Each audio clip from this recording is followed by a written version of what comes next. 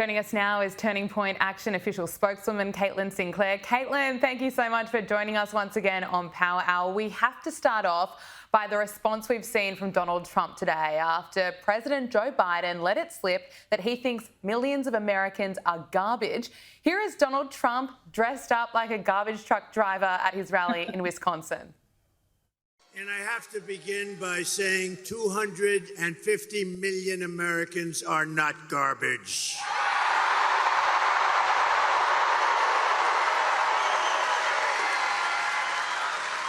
This week, Kamala has been comparing her political opponents to the most evil mass murderers in history. And now, speaking on a call for her campaign last night, crooked Joe Biden finally said what he and Kamala really think of our supporters. He called them garbage. No way. No way.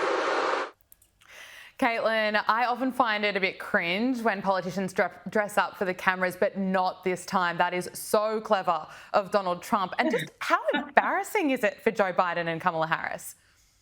Yes, well, I think this is just an epic level of trolling, right? And that's exactly why it's home for so many Americans, because Donald Trump, the candidate and the person behind the scenes, has such a good pulse on pop culture. And that's what we've seen throughout this entire campaign. The stark contrast to candidate Kamala Harris, who is going on podcasts like Call Me Daddy and completely is so lost when it comes to that intersection that Donald Trump so perfectly sits at, which is the intersection of pop culture, of entertainment, of sports. You see him attending UFC fights, you see him attending football games, and then politics. So it really is that four-way intersection, and Donald Trump sits so perfectly at it. And this garbage comment that was made by Joe Biden, I mean, so out of touch. And he was talking about the joke about the Puerto Rican community.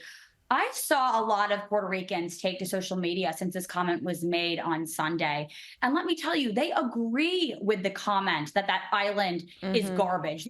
They agree with that comment. They're actually not offended by this. And I thought of this analogy earlier. I, as a New Yorker, a very proud fifth-generation New Yorker, I call my city of Manhattan in New York City trash on a weekly basis, because guess what it is? The liberals and the Democrats have run the city into the ground. There is quite literally trash everywhere, and the city is operating under such liberal rule that it has become a trash city. I have a lot of friends in LA that call their city garbage all the time. They call it trash all the time. But that's different than a comedian making a joke. Again, stark contrast between the sitting president of the United States calling millions of people that he represents garbage. So that's my take on today. Look, when comedian Tony Hinchcliffe made that joke during a roast during Trump's New York City rally, some people on both sides said that it didn't go down that well, but the media had a complete meltdown over it. But I love comedian Jon Stewart's take. There's something wrong with me. I find that guy very funny. So, I'm sorry. I don't know what to tell you. I mean, bringing him to a rally and have him not do roast jokes, that'd be like bringing Beyonce to a rally and not have... Oh.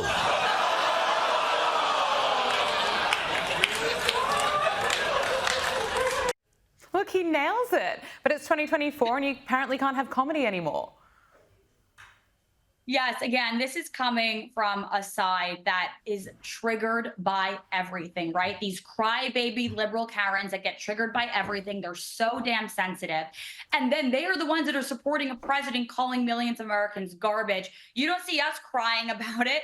You see the person that we support actually making a joke about it, trolling them, and making light of the situation. Now, this is an administration that has done nothing for the Puerto Rican community for the past 3.5 years. And now I think it's funny they want to use some comedian's joke to use the Puerto Rican people as a scapegoat or as a political pawn for their new attack on Donald Trump, because in my opinion, they're doing this all because they're losing in the polls. These people are miserable. They can't get any supporters to actually laugh at their jokes. This is a candidate, Kamala Harris, that is so unlikable, so inauthentic, definitely does not border the line of being funny or personable. But the Puerto Rican people, again, from the messages on social media, from those that have made videos on TikTok, on Twitter, on Instagram, yes, there quite literally is so much pollution that has washed up on these beaches that, yes, the Puerto Rican island is trash right now. And these people are supporting Donald Trump to fix these problems.